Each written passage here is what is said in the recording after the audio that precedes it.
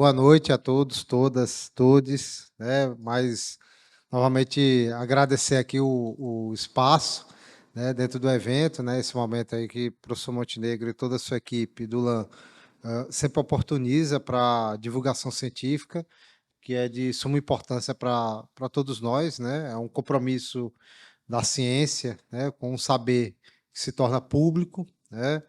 E agradeço aí a oportunidade de divulgação de uma coletânea, né, que em função dos 60 anos do golpe, que é o Pacto de Silêncio, o golpe de 64, a ditadura e a transição em Alagoas. Coletânea essa em 2 volumes, volume 1, Poder, Resistência e Metamorfoses, e volume 2, Cultura, Narrativas e Trajetórias. Tá? Essa coletânea ela está disponível no formato e-book, né, os 2 livros, no site da EduFal, da editora da Universidade Federal de Alagoas. E ela foi idealizada, né, por professor Anderson da Silva Almeida, que é professor da UFAL e que me convidou para compartilhar, né, e dividir com ele o desafio de organização desse projeto editorial. Inicialmente seria um livro só, né, mas uma proposta de um inventário de trabalho sobre a ditadura em Alagoas. A obra foi crescendo, né, são 31 autores, né, fora aqueles que colaboraram, né, com o prefácio, com a orelha do livro, dos livros. Né, cada volume são mais de 300 páginas, tá? E é uma obra inédita, né, para pensar, né, esse recorte da ditadura em Alagoas.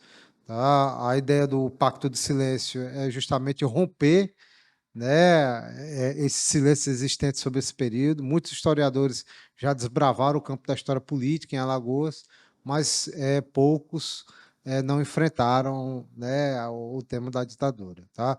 Então, é uma coletânea que está belíssima. Tá? Tem prefácio do professor Montenegro no volume 1, que fez questão de ler todos os capítulos, né, para construir, né, a apresentação, né, entregar esse presente ao público também, que é um grande prefácio, professor Montenegro, que posiciona, inclusive, a coletânea, né, numa discussão de uma historiografia nacional. Tá? Temos também prefácio no volume 2 da professora Michele Reis, que é professora da UFAL, que trabalha com história indígena, mas trabalhou também já, né, com história política, Brizola e etc. Assina as orelhas dos 2 volumes, né, o professor Rodrigo Pato Samota, no volume 1, e a professora Samantha Quadrati, né, no volume 2. Tá? Então, nós temos aí capítulos diversos, tem que versa sobre, né, justiça do trabalho em tempos de ditadura, tem sobre o campo da cultura, festivais de música, os bastidores do golpe em Alagoas, né? As capas foram produzidas, né, por Matheus, ele estava aqui ainda há pouco. Tem capítulo do Tiago nesse livro também, né, que é mestrando aqui do programa de pós-graduação. Então, é uma contribuição que nós, né, que estamos aí desbravando esse recorte da ditadura em Alagoas, trazemos. Espero aí somar os esforços historiográficos para compreender melhor esse período e fazer frente aos autoritarismos que se atualizam no nosso tempo presente. Tá? Muito obrigado pelo espaço aí da divulgação. Bom, boa noite. E aí, minha garganta. Em tempos em que os testemunhos orais e a temática da Amazônia têm ocupado um lugar fundamental nos debates, esse trabalho História Oral, Tempo Presente e Narrativa de Trabalhadores e Trabalhadoras, que é o título do livro, busca ampliar as reflexões e análise sobre o tempo presente, história oral e sobre trabalhadores do campo, procurando articular uma rigorosa pesquisa com as fontes e uma acurada e sofisticada análise dos temas tratados. Tais questões permitem ao leitor revisitar contextos e personagens da história do trabalho no Brasil, buscando uma leitura questionadora para todos que se preocupam também com a sustentabilidade e as desigualdades que marcam a história do Brasil. Esse livro foi elaborado com base em ampla documentação, em extensa pesquisa bibliográfica e na escuta sensível de testemunhos orais, buscando contemplar uma dupla agenda. De um lado, a contínua reflexão crítica que acompanha o fazer historiográfico, com destaque para o tempo presente e a história oral, seja em seus fundamentos teóricos, seja nos desafios metodológicos que a prática desse ofício impõe, não raro sob a mira dos que violam o direito à vida. De outro lado, a retomada sob a renovada perspectiva do tempo presente de 2 décadas de pesquisas dedicados aos temas da violência e do mundo do trabalho na Amazônia, que os textos deste livro buscam contemplar. Assim, nesse trabalho, no trabalho desenvolvido neste livro, as descrições vão além, descrições e análise e narrativas vão além da denúncia dos problemas que assolam a região amazônica, desflorestamento, aquecimento global, crescimento predatório do agrobusiness, as políticas de privatização do Estado, a usurpação dos direitos indígenas, a renitente escravização de trabalhadores rurais e trabalhadoras, entre outros tantos extremos da vulnerabilização humana, cenário típico das variadas ações narradas de resistência aos dispositivos neocoloniais. Trata-se da própria formulação de uma nova ética ambiental, compromissada com práticas libertadoras e com a reconstrução de modos de relacionar meio ambiente e trabalho na contemporaneidade.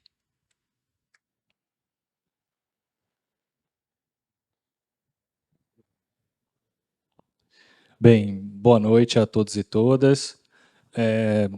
Meu nome é Felipe Ribeiro, sou professor da Universidade Estadual do Piauí, a UESP, e queria muito agradecer a oportunidade de a gente estar aqui, né, para falar um pouco do livro que a gente está lançando, que é o Tem Pano para Manga, né, Histórias do Trabalho Têxtil no Brasil.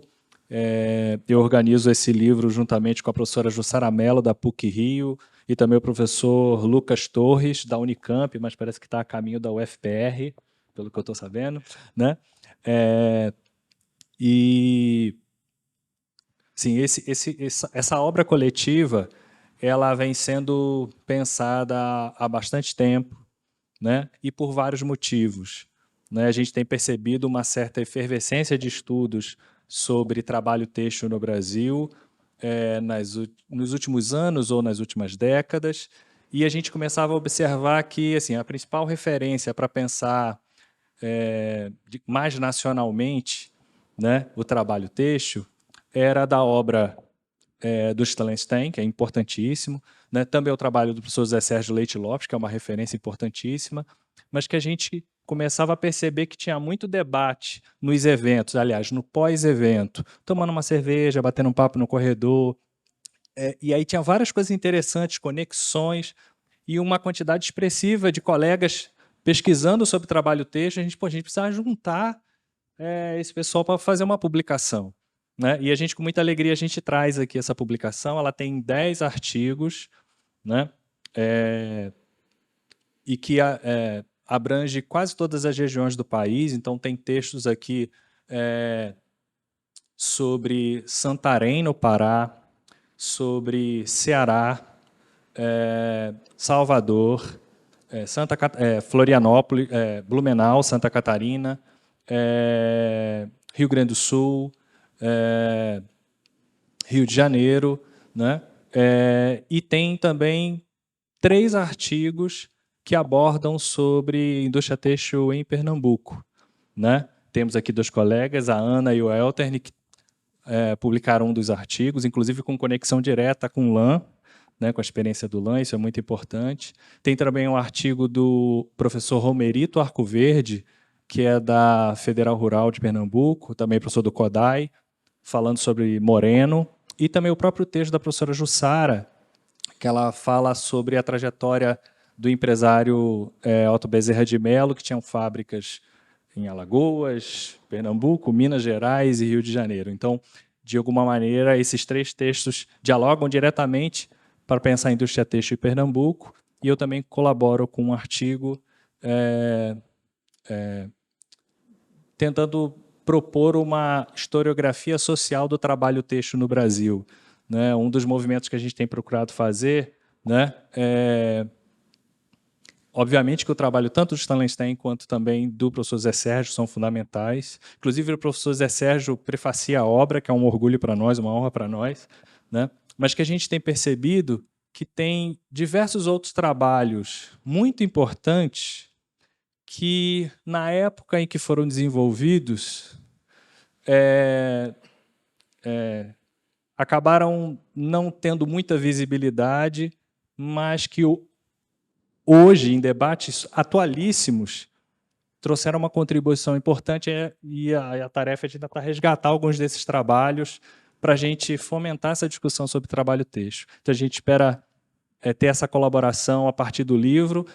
Obviamente que a gente poderia ter muito mais colegas aqui conosco nesse livro, mas a gente entende que ele não é um ponto de chegada, mas sim um ponto de partida para mais movimentos de integração e articulação entre os colegas e as colegas que pesquisam trabalho têxtil no Brasil. Obrigado.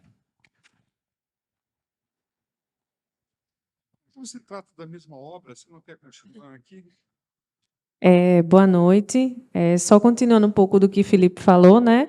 Esse livro ele nasce de um trabalho coletivo de pesquisadores que tinham esse ponto de partida em comum, que é o trabalho têxtil, e que ainda é uma realidade muito atual, em tempos em que as pessoas estão discutindo no Congresso Nacional a escala 6x1, justamente a importância histórica tanto desse evento do LAN, quanto de todas essas discussões que foram levantadas nesses dias de evento e das discussões que as nossas obras, falando coletivamente na mesa, elas levantam, porque são discussões que ainda são muito atuais. O meu artigo, particularmente falando, ele é sobre a Companhia de Tecidos Paulista, que é uma companhia que até os anos 80 estava em funcionamento, e até hoje, na região de Paulista, nas outras indústrias que ficaram, há relatos de acidentes de trabalho e de abusos aos direitos dos trabalhadores.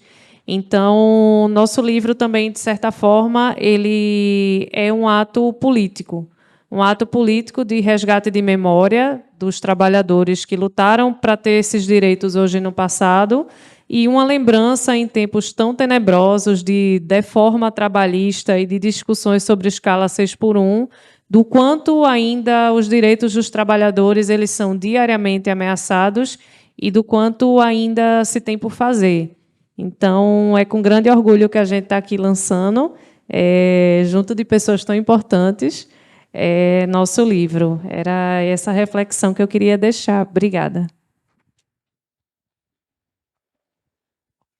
Então, vou ser bastante rápido. Primeiramente, eu queria agradecer ao professor Montenegro, que sempre me acolheu, né?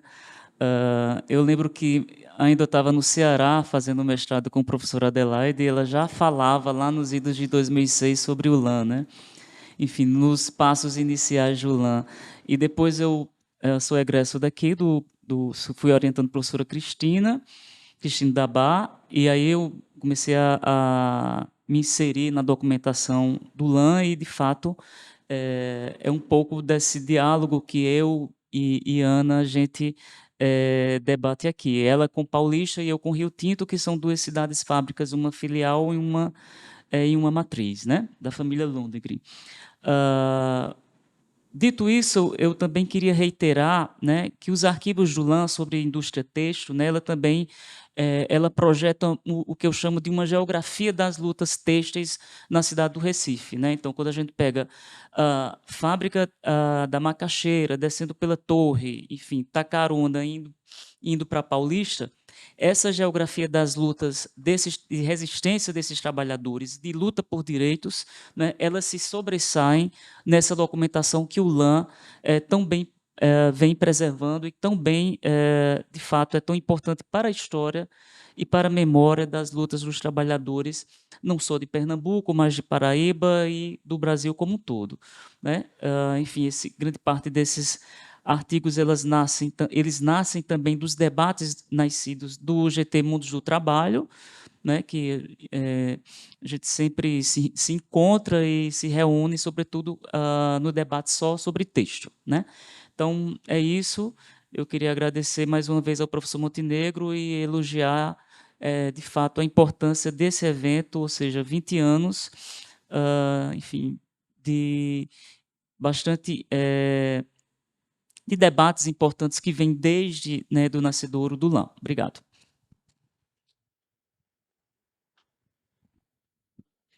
Bom, mais uma vez, obrigado, Montenegro. Abrir essa oportunidade aqui, poder falar do livro. Até comentei aqui, bom, preciso lembrar aqui que eu escrevi aqui, que é a primeira edição, na verdade, de 2016, né? Uma primeira versão tinha sido um trabalho em 2013, então, posso dizer assim, que tem uns 10 anos, fora o período anterior que eu fiquei pesquisando, né? Então, tem... bom, o título, né, que livro que é esse? Trabalhadores no Tribunal, Conflitos e Justiça do Trabalho em São Paulo, no contexto do golpe de 64. O foco está, né, nessa como é que a Justiça do Trabalho, os trabalhadores se comportaram ali no contexto do golpe, né, basicamente a partir de 62 até 64, mas é um livro também que se compõe de vários ensaios. Uma primeira parte, por exemplo, tem um cunho, vamos dizer assim, uma abordagem mais historiográfica, né, que dá um pouco o estado da arte, e também coloca a Justiça do Trabalho numa perspectiva internacional e transnacional de como ela se constituiu, né, como uma instituição estabelecendo interface com várias influências de outros países, né? Então, uma coisa que a gente ouviu muito, era muito comum, né? A Justiça do Trabalho era, na verdade, quase que uma cópia da magistratura del lavoro italiana, etc. e tal. E é um capítulo, né? Esse capítulo eu particularmente me orgulho bastante dele, porque eu tive que aprender italiano, pelo menos a ler italiano, porque eu falei, se eu vou comparar com a Itália, eu tenho que ler italiano, né? E fiquei impressionado como as diferenças são abismais, né, entre a Justiça do Trabalho no Brasil e a magistratura fascista, embora haja muita inspiração, sim, né, do direito do trabalho no fascismo. Mas eu coloquei a Justiça do Trabalho num